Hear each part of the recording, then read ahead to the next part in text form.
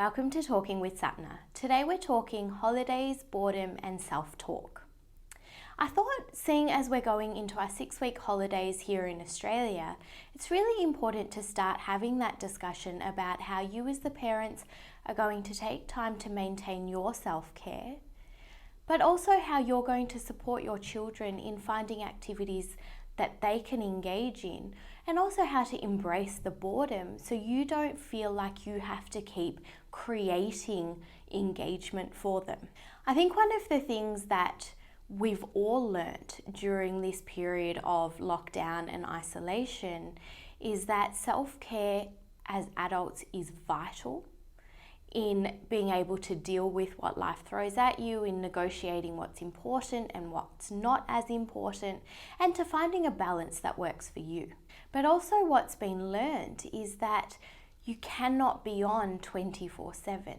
You as a parent also need your downtime because you're a better parent for it. And that what's also important is teaching your children how to be a bit self-driven and independent, to create their own games and their own activities, and to have that time where they either play by themselves or with their siblings, but to have that time where they're not as reliant on you driving the direction that they need to take. And so today are really just some reminders and some tips for you to have around these topics.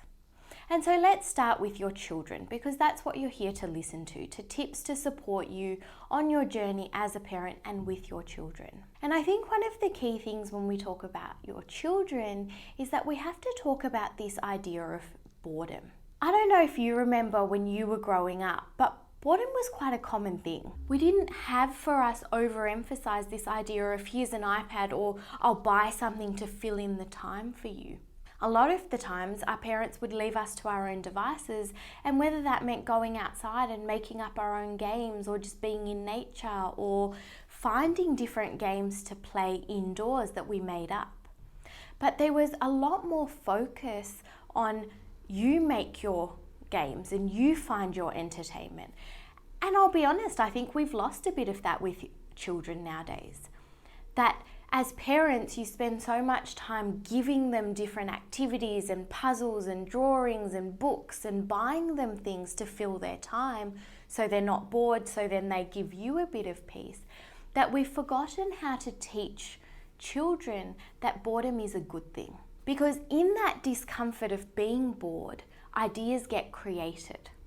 And so as parents, it's important for you to also not feel the pressure to have every minute of every day allocated to an activity. During the holidays, test this out.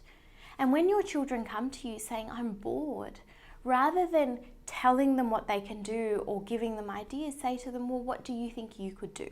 And start to get them used to that feeling of being bored and being okay with it. Because being bored creates space. And in that space is when imagination and creativity come into play. But when we always have something to do, when we're constantly giving them a game to play or an activity to do or something to think about, it's busying their minds. Well, what we want to do is step back and go, yep, I hear you're bored, but I want you to think about what you could do. What's something that could help you? What's something that you want to do? And to start to give that, I guess, responsibility back to them to say, well, if you're bored, you also need to think about what to do.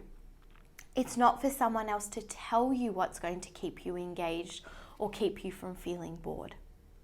And what you'll see as the parent is that takes the pressure off you to feel like you've got to keep them busy all the time.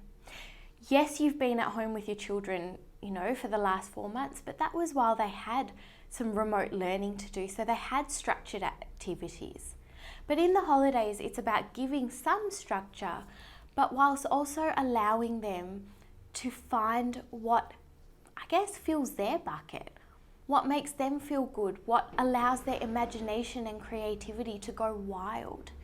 Because we need more of that time with children. We need to give them more time to really delve deep and to see that with the right time and space, there's so much in their imagination that they can pull out. And there's so much creativity that gets born out of this so-called boredom that exists. But the other side of me saying to you, allow them to be bored and embrace that boredom, is because for you as parents, holidays are also a time for you to rejuvenate and you to re-energize.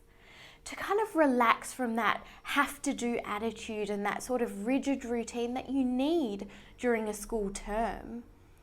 But you're also taking a break from work and from your to-do list. And it's about going, okay, what is a have to do and what is a I'd like to do, but it doesn't have to be done right now. And it's a really perfect opportunity for you to determine what are those jobs and those roles you take on that are necessities, and what are the ones that you want and are nice to have that you're willing to let go of and you're not willing to let go of.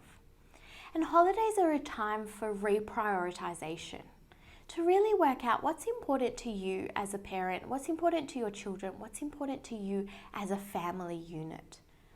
And I cannot stress enough, after the year that you've had, it's really important that some of those self-care routines, hopefully you've created throughout this lockdown period, you allow to continue. You know, having that 30 minutes in the morning to do your mindfulness practice or your gratitude, or just that time out to quietly drink your tea. They're really important habits to keep cultivating and building. But also, if you're finding it hard to take that time as a parent, then think about how well you're modeling these behaviors for your children. Because sometimes that's what you need to make you realize that taking that 30 minutes to have quiet time is not a bad thing. Because what you're also teaching your children is the importance of prioritizing their own mental health and well-being, and the importance of quiet and space. Because in that quiet and space, there's so much that our mind starts to understand and work through. But also it gives room for new ideas, new ways of thinking, and new ways of creating routines. And that's what you want. As much as routine is important, it is important to mix things up as well. Because sometimes you find a certain routine hasn't worked or a certain process hasn't worked. And when you have the space to step back in the holidays, it allows you to rethink some of that. And so in these holidays, take that time to go, what are the self-care practices you want to engage in on a daily basis, on a weekly basis, on a fortnightly basis, and then make sure you're allowing time for that to happen. And if that guilt creeps in, which I know parenting guilt does creep in, but if it creeps in, remind yourself what you're also teaching your children. That you're teaching them to take that time for themselves, to understand themselves, to rejuvenate themselves. And how great would it be if you know that every morning you have breakfast together, and then after breakfast everybody takes 30 minutes to just be on their own.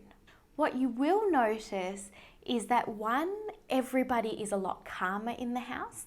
Tempers don't flare as much because each person will feel rejuvenated. But also what you'll notice is management of emotions are a lot easier for your children and for you when there's been that self-care time, there's been that space to just step back and take time. And then also the benefits that you'll see for allowing your child to be bored is that hopefully you'll see their imagination and creativity blossom.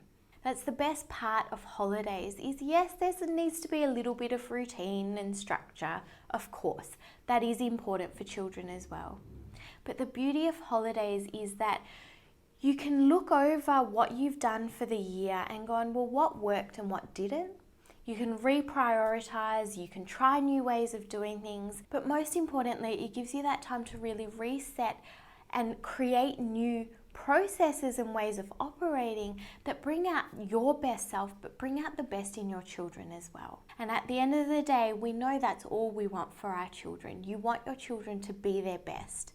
And you know they want that for you as well. They want you to be your best. So prioritize your self-care, allow boredom, and see what it creates for you and your family.